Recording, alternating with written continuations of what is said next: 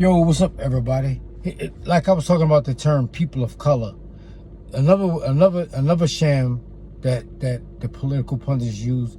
Living in New York City, they always say black and brown, or they say black and Latino, black and Latino. Black. Everything is black and Latino, black and Latino. What you need to understand, what people need to understand, is like Jim Crow segregation, 400 years of plain ignorance, being lynched, robbed, beat, raped. That happened to black people. It was specifically to black people. It didn't happen to Latinos. You know, that was it didn't happen to me, but I come from a legacy of that.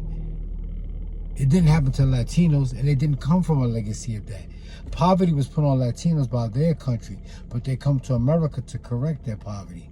Poverty was put on black people by this country. Black people don't have another country to go to. We don't have another country to go to. Everybody else got another country to go to because they got another country that they come from. You know what I'm saying? So that's why it's a sham when you hear these people on TV talking about the police harass black and Latino, the police harass black and Latino. There's black and Latinos that suffer more of this, suffer more of that. I ain't got nothing against Latinos. I'm just telling you, it's a sham. When the political, they say black and Latinos, or they say black and brown people. Who are black and brown people? When you fill out job applications and shit like that, they don't say brown people. They say black. So who's the brown people? Another sham they use is when they say minorities. They say minorities. They say people of color. They say colored people. They say urban. They say ethnic.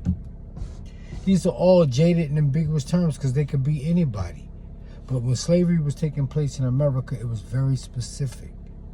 But the political pundits use these jaded and ambiguous terms.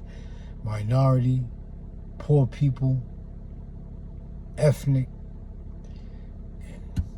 Whenever you see something that uses those terms, it's a sham. It's a sham. It's a bullshit term. It's a sham. We have a party for people of color. People of color can be anybody because all people have color. White people have color. Hispanics got color. Indians got color. Asians got color. People of color can be anybody.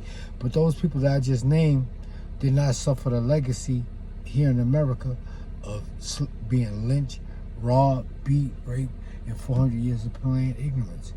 That didn't happen to people of color. That happened to black people. But they use these terms to dilute the issues.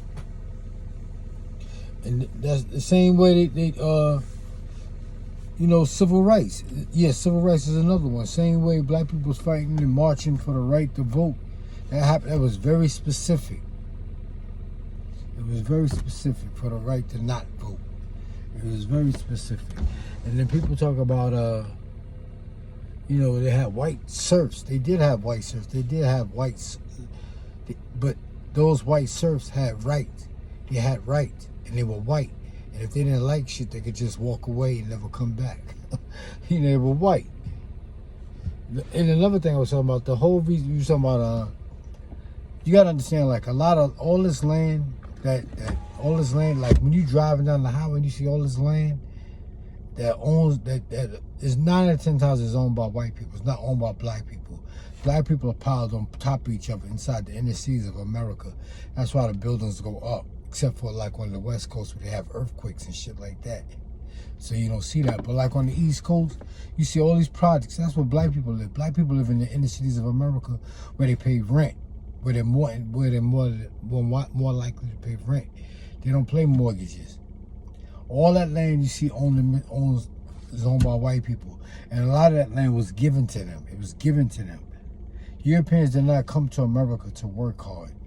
Like you see on the Statue of Liberty, it says, "Give us you're tired, you're weak, you're poor, yearning to be free." Why would people work hard in one country and go to another country to work hard? That doesn't make sense. They came to America to get a free ride.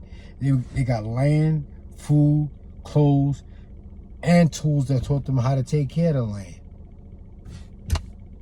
Well, they had to go to school to learn how to take care of the land. Black people knew how to take care of the land because they were slaves. They didn't have to go to school and learn farming and sharecropping and all that other shit. They didn't have to go to school and learn it because they learned it hands-on. But then Europeans had to come to America and they got free schools, they got free land, and they got two suits. And that's why and the main reason I feel like they came to America was, they were invited to America was to be a buffer between the wealthy. Because you had the wealthy, and you had slaves. So you had to invite more Europeans over to be a buffer between the wealthy and the slave. And that's my take on it.